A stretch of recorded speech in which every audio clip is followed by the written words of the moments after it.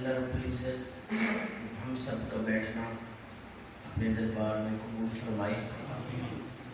یقیناً اپنے علماء کی موجودگی میں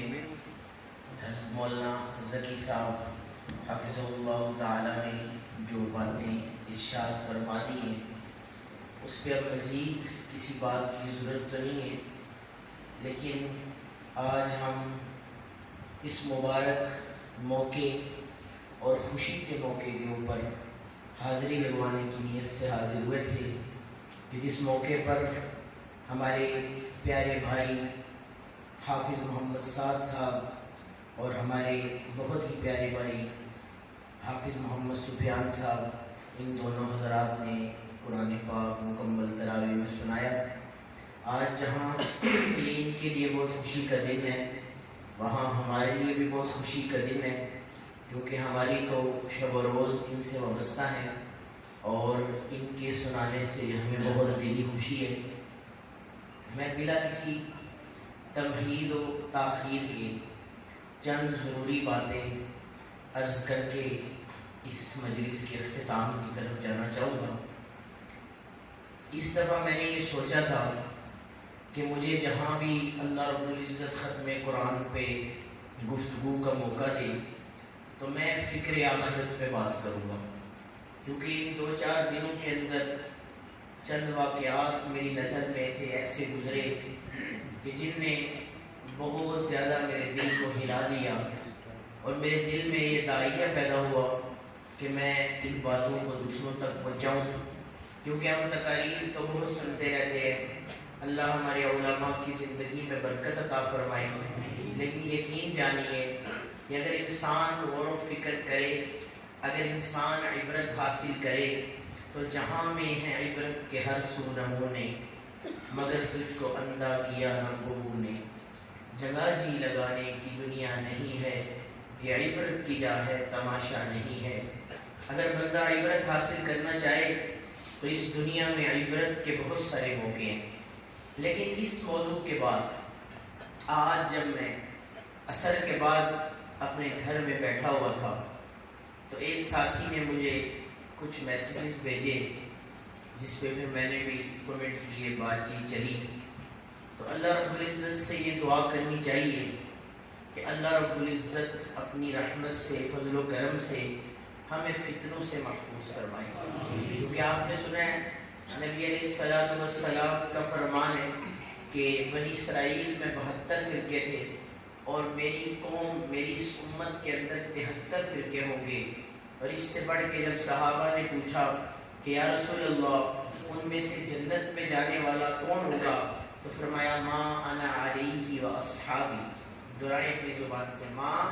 انا علیہ و اصحابی، فرمایا جو میرے اور میرے صحابہ کے نقش قدم پہ ہوگا وہ جنت میں جانے والا ہوگا۔ اب کیا ہوا ہے، ایک بات میں تمہیدی طور پہ عرض کرنا چاہوں گا۔ ہماری ختم نبوت کی جماعت ہے، عالمی مجلس تحفظ ختم نبوت، بہت بڑا عالمی دنیا میں ختم نبوت کا کام کر رہے ہیں۔ اس کے امیر ہیں حضرت مولانا حافظ ناصر الدین خاقانی صاحب، بڑے اللہ والے، صاحب کشف، بڑے بزرگ ہیں اور اس کے مرکزی عالمی امیر ہیں۔ پچھلے دنوں ساتھی بیٹھے ہوئے تھے، جس بندے نے مجلس سے یہ بات سنی اس نے مجھے بتائی،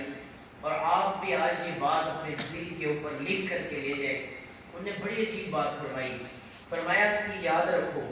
جس شخص کے پاس بیٹھنے اور اس کی باتیں سننے سے تمہارے دل کے اندر اپنے پہلو، اپنے اسلاف، اپنے تابعین، مجتہدین، ائمہ، فقہاء، مفسرین یا صحابہ کرام بالخصوص یا انبیاء علیہ السلام کے متعلق دل میں برائی پیدا ہو تو یاد رکھ لو کہ تمہیں بے شک وہ بندہ جتنا بھی خیر سے بھرا ہوا نظر آ رہا ہو وہ فتنہ ہے۔ وہ کیا ہے؟ فتنہ ہے کہ جس کے پاس بیٹھنے کی وجہ سے تمہارے دل کے اندر اپنے پہلو کے بارے میں غلط خیالات آ گئے۔ اور آج کیا ہے؟ سوشل میڈیا کا دور ہے۔ آج کچھ نام نہاد لوگ دین کا لبادہ اوڑھ کے، اور بظاہر تو وہ سنی نظر آتے ہیں لیکن ان کے دل کے اندر رفس بھرا ہوا ہے، چھپا ہوا ہے، اور صحابہ کی دشمنی ان کے دل کے اندر کوٹ کوٹ کے بھری ہوئی ہے، وہ ہماری نوجوان نسل کو خراب کرتے نظر آتے ہیں۔ ان میں آج کل کا ایک عجیب فتنہ، یقین جانے ممبر رسول پہ بیٹھ کے کہہ رہا ہوں، میں نے علیحدہ بیٹھ کے بھی بہت سوچا ہے کہ کیا ہم یہ کوئی جذبات کی بات تو نہیں کر رہے کہ یہ فتنہ ہے، یہ واقعہ فتنہ ہے، لیکن اللہ کی قسم کھا کے بھی کہا جا سکتا ہے کہ اس دور کا ایک عجیب فتنہ انجینئر محمد علی مرزا جو جیل میں، یقین جانے یہ اتنا بڑا فتنہ ہے۔ آج عصر کے بعد تقریباً پونا گھنٹہ ممبر کے ایک نوجوان نے مجھ سے بحث کی ہے، اور اس کی بحث کا موضوع اور اس کا انداز سخن اللہ کی قسم اتنا بے ادبی والا، اور وہ بے ادبی اس کو کس نے سکھائی ہے؟ جب تمہارا بڑا، جس کو تم اپنا بڑا مانو گے، جس کے بیانات کو سنو گے، جس کی مجلس میں بیٹھو گے، اس کے اندر ادب کی ایک رتی بھی نہیں ہوگی، تو پھر اس کے بعد بیٹھنے سے تمہیں کیا ادب ملے گا؟ ہمارے بڑے تو وہ ہیں کہ جن کے ادب کی انتہا یہ ہے کہ اللہ کی قسم ہمارے دادا شیخ حضرت سید نفیس الحسینی شاہ صاحب رحمۃ اللہ علیہ، جن کو اللہ نے شاعری بھی بہت نصیب فرمائی تھی، پوری دنیا میں عالمی سطح کے ایوارڈ یافتہ خطاط بھی تھے، اور بہت بڑے پیر اور اللہ والے بھی تھے، ادب کا یہ عالم تھا کہ میرو پیر و مرشد سیدی و سندی و مرشدی حضرت اقدس سید جاوید حسین شاہ صاحب دامت برکاتہ عالیہ فرماتے ہیں کہ ہم حضرت شاہ صاحب کے پاس بیٹھے تھے، ایک شخص آیا اور کہنے لگا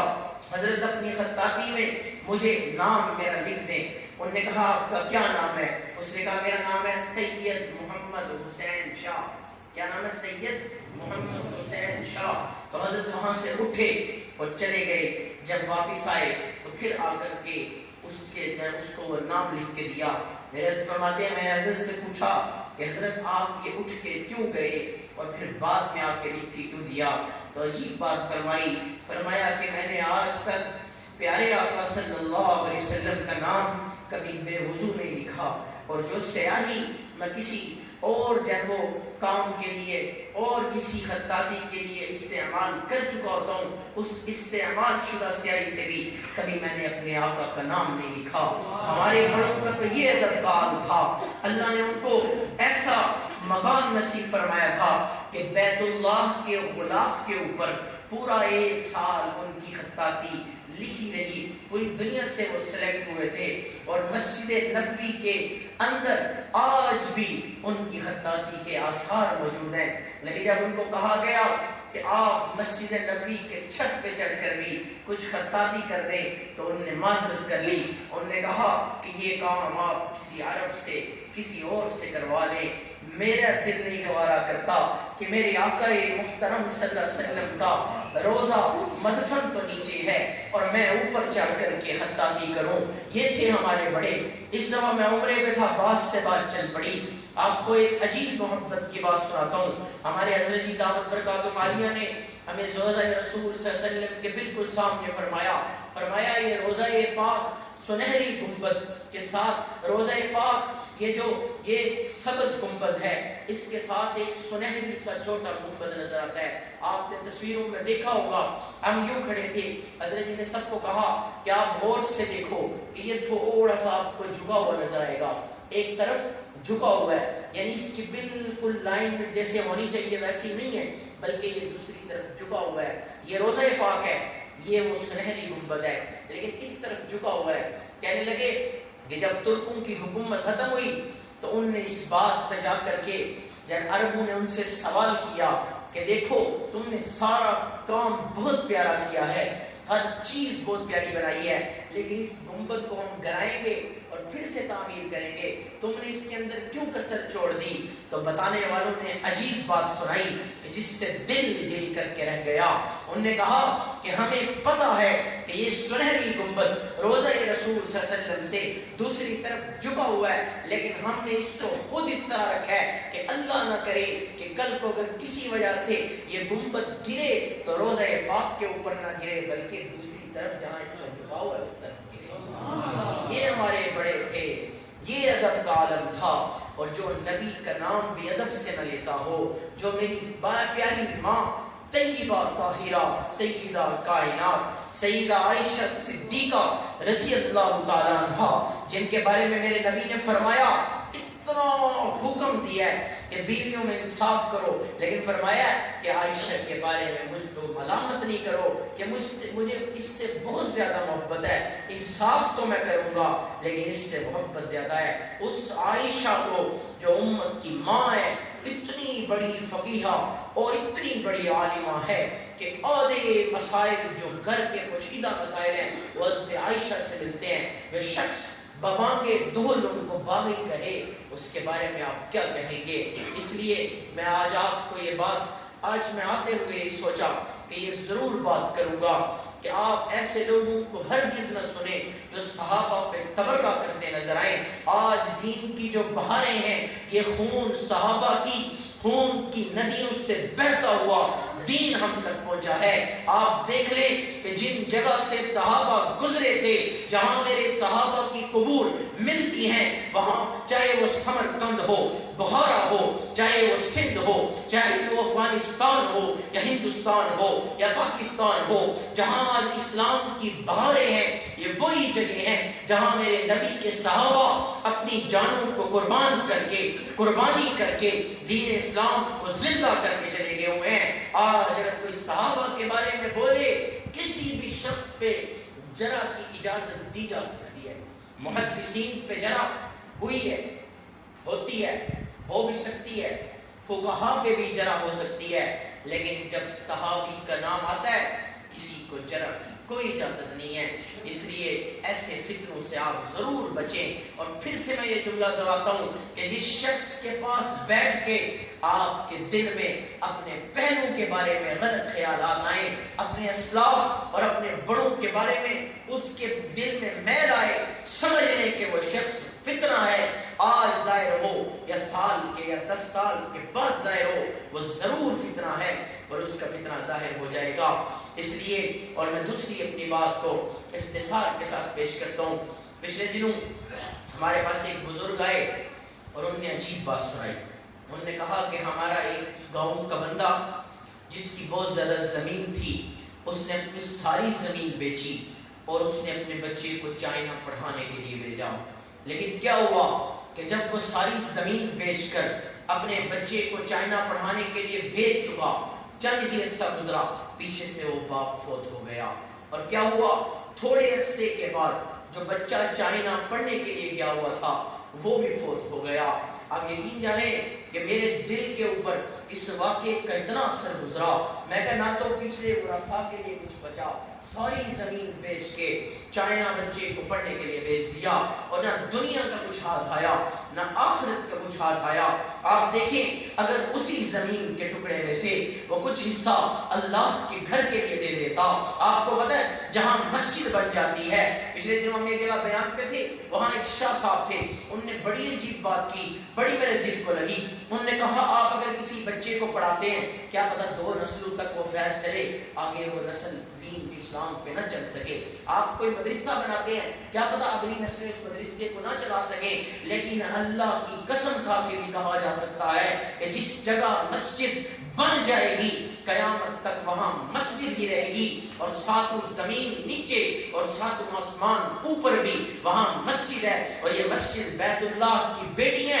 اللہ بیت اللہ کو اٹھائے گا، مسجد رسول اللہ کو اٹھائے گا، اور ان کے ساتھ ان مسجد کے ٹکڑوں کو بھی اٹھائے گا، اور اللہ اسی طرح ان کو جنت میں لے جائے گا، اور یہ اپنے آباد کرنے والے اور بنانے والوں کی سفارش کرے گا۔ اس لیے اپنی آخرت کی فکر کرنی چاہیے۔ زیر نظر ویڈیو میں آج بھی میرے وہ اسٹیٹس پہ لگی ہوئی ہے، عجیب بات ہے۔ پچھلے دن ایک ویڈیو دیکھی، سعودیہ کی ویڈیو ہے، ابھی باپ کی قبر پہ مٹی ڈالنے والے مٹی ڈال رہے ہیں، 2 بھائی وراثت کے اوپر بیچے لے کے آپس میں لڑ پڑے۔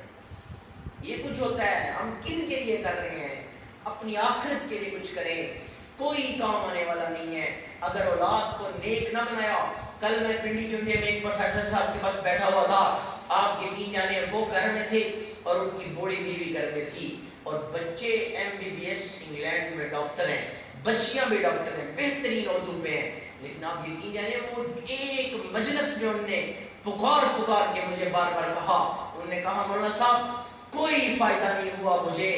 بچوں پہ لاکھوں لگا کے ان کو پڑھانے کا، آج میں میری بیوی اس گھر میں اکیلے رہتے ہیں، خود ہی پکاتے ہیں خود ہی کھاتے ہیں۔ اور اگلی بات عجیب گئی، انہوں نے کہا مجھے تو یہ ڈر لگتا ہے کہ میرے پیچھے تو کوئی ہاتھ اٹھانے والا بھی نہیں ہے، اور کہتے ہیں کہ مجھے تو یہ بھی ڈر لگتا ہے کہ میرے بچے جو ڈاکٹری میں انگلینڈ میں ڈاکٹر لگ گئے، اتنے مصروف ہو گیا کہ بچے بھی وہاں سیٹل ہو گئے، وہ تو میرے جنازے میں بھی نہیں آ سکتے۔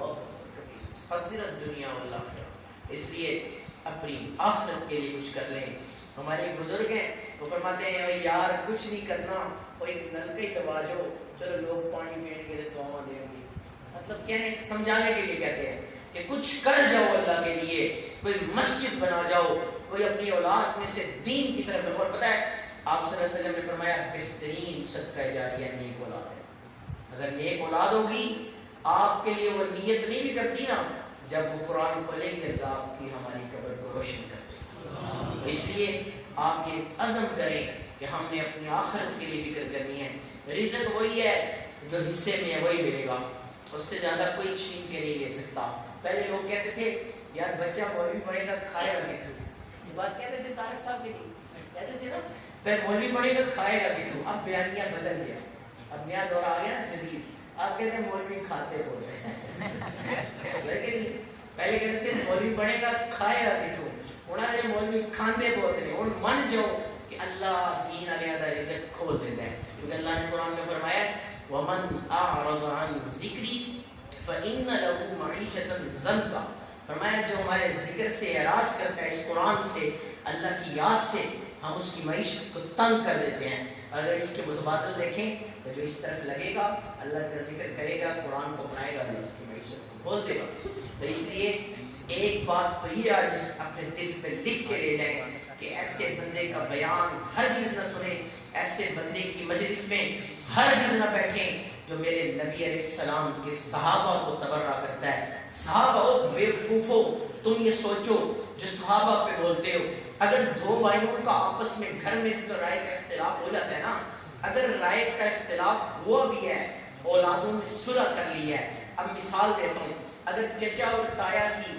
آپس میں لڑائی ہوئی، اگلے بچوں نے آپس میں صلح کر لی، اب دوسرے محلے سے ایک بندہ اٹھے اور کہے یار میرے بڑا دن یاد آتا ہے جس دن تیرا تایا تیرے ابے نو اتنے کھڑے ہو کے مار رہے سی، اب بتائیں وہ فتنے باز ہوگا کہ نہیں؟ ہوگا کہ نہیں؟ اور جب حضرت حسن نے صلح کر لی اور اللہ نے قرآن میں فرما دیا وَكُلًّا وَعَدَ اللَّهُ الْحُسْنَى، اللہ نے سب سے جنت کا وعدہ کر لیا، پھر ہم کونوں کے صحابہ کے بارے میں تبرئے کرنے والے۔ اس لیے ایک اس چیز کو، اور دوسرا اپنی اولاد میں سے ضرور کوشش کریں۔ آپ دیکھیں حافظ سعد اور حافظ سفیان نے قرآن سنایا ہے، یہ قرآن کے حافظ آپ کو کس نے تیار کر دیا بتائیں؟ یہ آپ نے، چلو ہم تو وجہ بنے، بس ہم تو جب وہ ایسے ہے نا جیسے بس اصل یہ اللہ کے قرآن کے حافظ آپ کو مدرسے لے تیار کر، اس نے تیار کر کے دیے۔ ہاں یا مولانا صاحب آپ کے سامنے نعت پڑھ رہے تھے کہ آپ کے ایمان کو تازگی مل رہی تھی کہ نہیں؟ میں پھر دوبارہ کہتا ہوں کہ ایک دفعہ ہم نے میاں صاحب کا شعر سنائیں گے۔ آپ تھوڑی دیر دیں نا، یہ تو جھنڈا چلانے والے ہیں، یہ تو ابھی ان کا گلا بھی بیٹھنا ختم ہو گیا، آپ کھل گیا گلا کیوں نہیں؟ تو بات یہ ہے کہ یہ اللہ کے نبی کا نعت خوان آپ کو کس نے دیا؟ یہ بھی آپ کو کس نے دیا ہے؟ اور مولانا صاحب یہاں کھڑے ہو کے آپ کے شہر، آپ کے اس بستی کے یہ عالم دین، ان کی قدر کریں، یہ کھڑے ہو کر جو اللہ کے دین کی باتیں آپ کو سنا رہے تھے، یہ عالم دین بھی آپ کو مدرسے نے تیار کر کے دیا ہے۔ تو اس لیے کوشش کریں اپنے بچوں کو دین کی طرف لگائیں، اور ابھی ویسے بھی ایک سیشن ختم ہو رہا ہے، ابھی امتحانات پورے ہو رہے ہیں، اپنے بچوں میں سے ضرور کسی بچے کو دین کی طرف وقف کریں۔ میرے والد صاحب جاننے والے جانتے ہیں، وہ پوسٹ گریجویٹ کالج